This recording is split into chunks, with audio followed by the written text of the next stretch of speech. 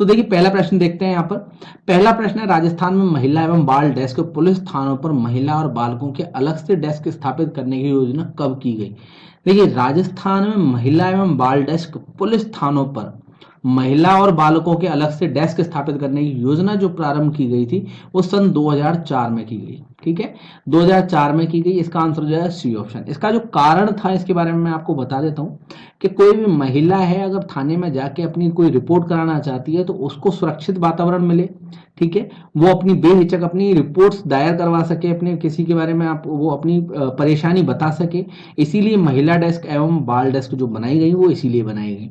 ठीक है, और इसी चक्कर में इनके लिए जो बाल डेस्क जो था वो बाल डेस्क का भी जो निर्माण किया गया वो क्या किशोर न्याय व्यवस्था के अनुरूप किया गया था, और इसमें बालकों के साथ मैत्रीपूर्ण व्यवहार किया जा सके, और जो भी कोई प्रकरण हो तो उसमें जो कार्रवाई करनी हो तो उसका तुरंत उस पर कार्रवाई की जा सके। इसीलिए महिला एवं बाल डेस्क जो पुलिस थानों ने पर बनाए गए तो वो 2004 में बनाए गए। तो इसका आंसर हो जाएगा सी ऑप्शन। अगला प्रश्न देखते हैं।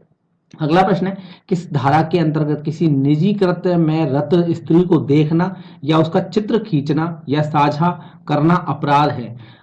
कोई भी महिला अपने निजी कार्य कर रही हो तो उसका उस दौरान अगर कोई चित्र खींच लेता है या उन चित्रों का कोई आपस में साझा करता है तो देखिए ये एक अपराध की श्रेणी में, और इसके लिए जो अपराध है वो है महिला अपराध कानून अधिनियम जो है संशोधन 2013 की वो धारा जो लगी है वो लगेगी 354C। तो इसका आंसर सी ऑप्शन। अगला प्रश्न देखते हैं। अगला प्रश्न दिया हो, खान अधिनियम का संबंध है। देखिए खान अधिनियम का जो संबंध है ये सबसे पहले तो बात करते हैं कि खान अधिनियम बना होगा 1952 में ये बना था खान अधिनियम।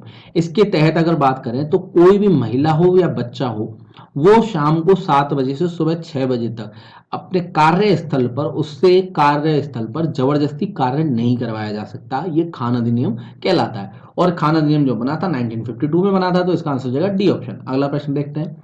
अगला प्रश्न है, यदि किसी अस्पताल का प्रबंधन या कर्मचारी अपनी शासकीय स्थिति का लाभ उठाकर अस्पताल में किसी महिला के साथ यौन अपराध करे तो उसके विरुद्ध किस धारा के तहत उसे सजा का प्रावधान रखा गया है।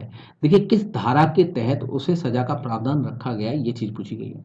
देखिए अगर कोई भी आपका अस्पताल का कर्मचारी हो या प्रबंधक हो अपनी शासकीय स्थिति यानी अपनी जो पोस्ट का अगर गैर कानूनी लाभ उठाकर और ये उसमें जो महिला कार्यरत हो या उनके साथ अस्पताल में या फिर कहीं भी किसी भी कार्यालय में अगर महिला के साथ यौन अपराध किया जाए तो उस स्थिति में उसके ऊपर जो धारा लगेगी वो 376C लगेगी। तो इसका जो आंसर हो जाएगा ए ऑप्शन हो जाएगा इसका आंसर।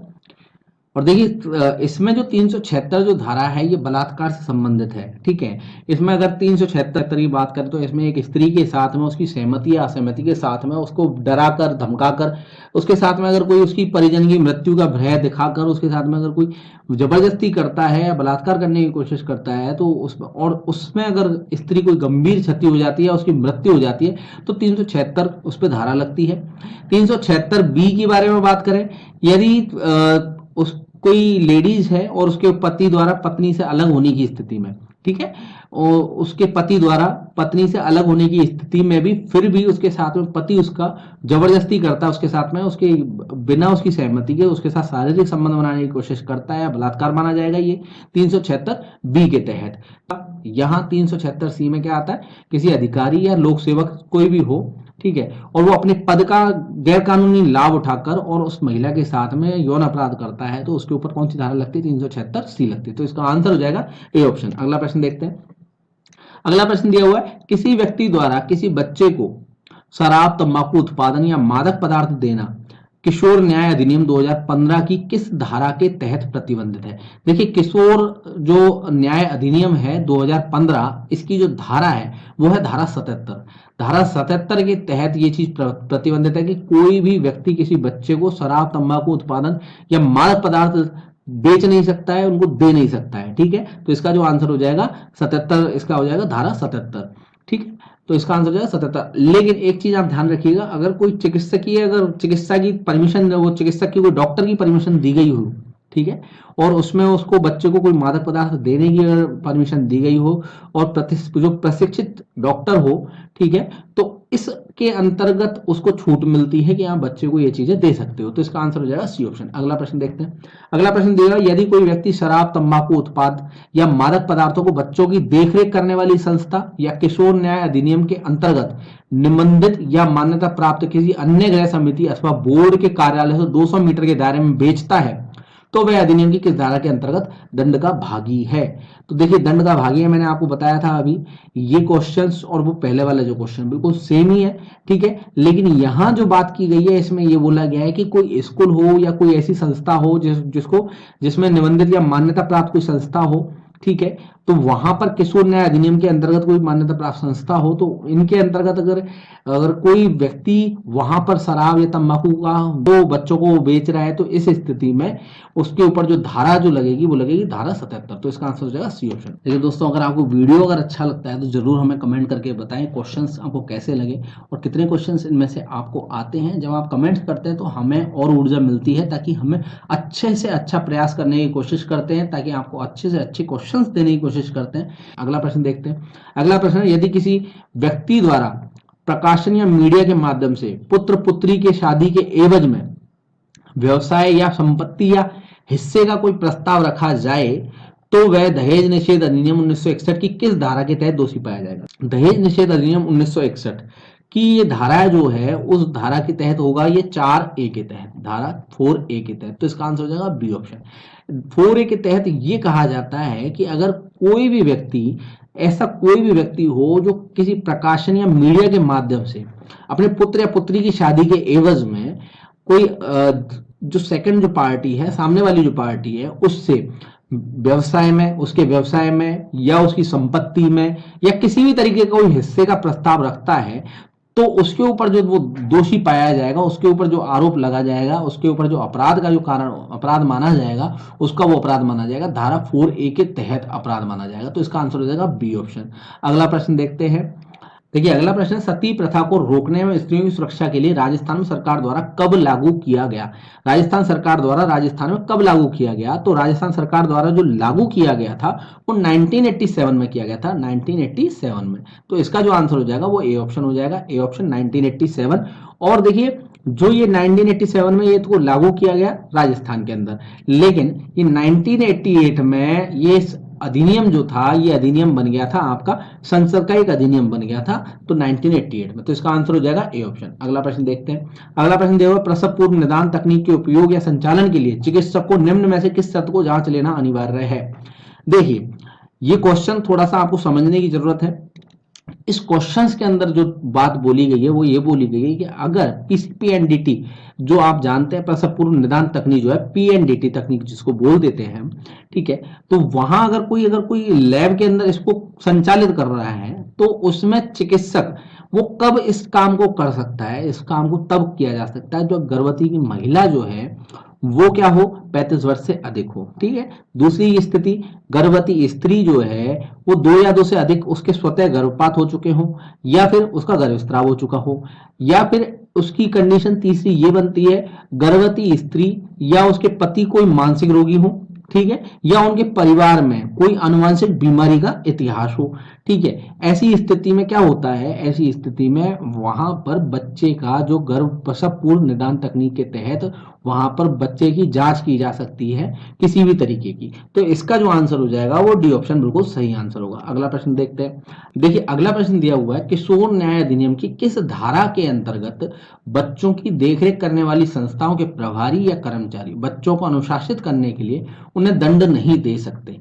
देखिए कोई भी कर्मचारी हो, जो कोई ऐसी संस्था हो जो किशोर न्याय अधिनियम के तहत चल रही हो और उस संस्था में कोई बच्चे हों, तो वहां जो उस संस्था को जो चला रहा है और उसका जो प्रभारी होगा या कर्मचारी होगा वो बच्चों को अनुशासित करने के लिए दंड नहीं दे सकता। उसके वो धारा लगती है, धारा 82 के तहत ये चीज है। अगर वो पाया जाता है तो इसके तहत वो अपराधी होगा। तो इसका आंसर हो जाएगा सी ऑप्शन। अगला प्रश्न दिया हुआ है आपका, दिव्यांग जन अधिकार अधिनियम 2016 आरपीडी एक्ट की किस धारा के अंतर्गत दिव्यांग व्यक्ति के प्रति अत्याचार का निषेध किया गया है।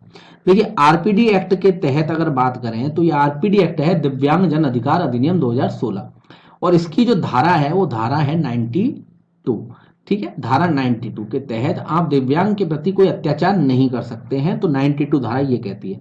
जबकि किशोर न्याय अधिनियम की जो धारा है, ये आपको याद रखना है, किशोर न्याय अधिनियम जो है उसकी धारा अलग है। किशोर न्याय अधिनियम की जो धारा है वो है 85, जिसमें दिव्यांगता के शिकार बच्चों के साथ में किए गए अपराधों को दंडनीय करार दिया गया है।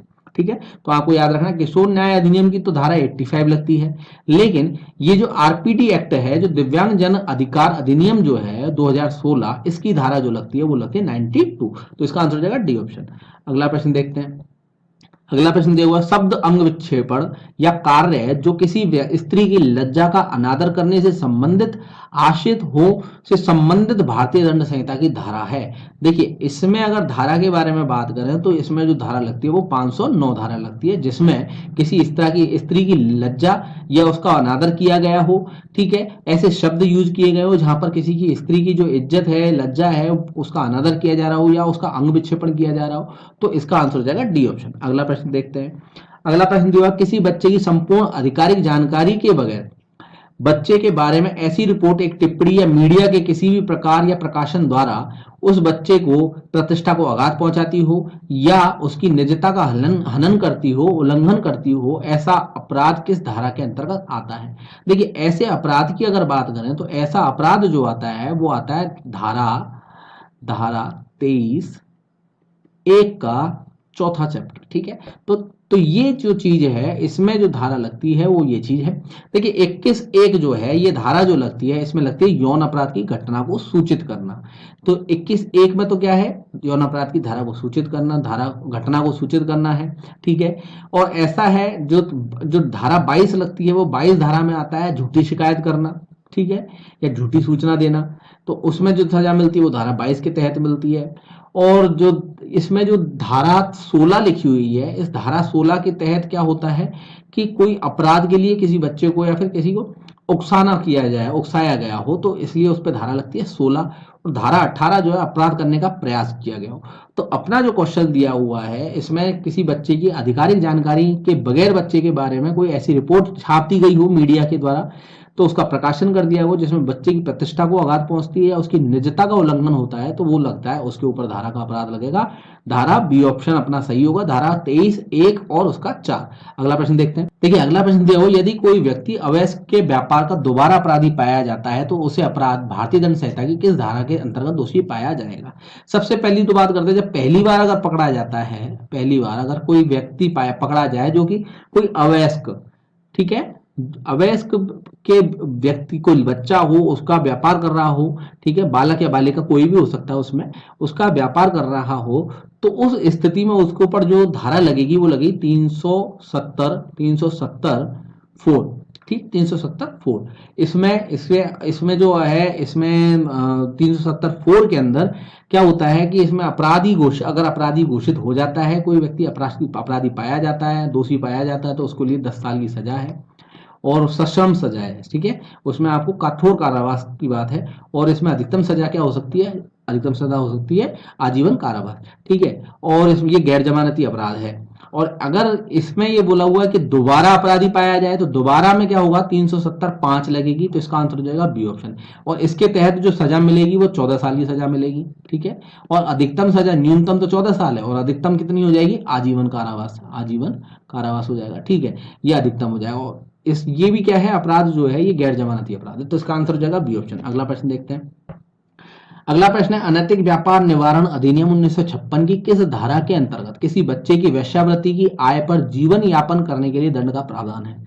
देखिए, अगर कोई व्यक्ति है और वो किसी बच्चे से वेश्यावृत्ति करवा रहा हो और उस पर अपना जीवन निर्वाह कर रहा हो, तो उसके लिए जो अनैतिक व्यापार निवारण अधिनियम 1956 लगता है। ठीक है, और उसकी जो धारा है वो धारा 4 है। ठीक है, धारा 4 है, तो इसका जो आंसर होगा वो आंसर हो जाएगा ए ऑप्शन। धारा 4 के तहत वो व्यक्ति क्या होगा, इसका दोषी पाया जाएगा और उसके लिए जो सजा का जो प्रावधान किया गया है 7 वर्ष की सजा है। ठीक है, और इसमें 7 वर्ष तक का कारावास है इसके अंदर। और इसकी अधिकतम सजा जो बात करें तो अधिकतम सजा क्या हो सकती है? 10 साल। ठीक है, अधिकतम 10 साल की हो सकती है, ये आपको ध्यान रखना है थोड़ा सा। तो इसका आंसर हो जाएगा ए ऑप्शन। तो धन्यवाद दोस्तों, ये था राजस्थान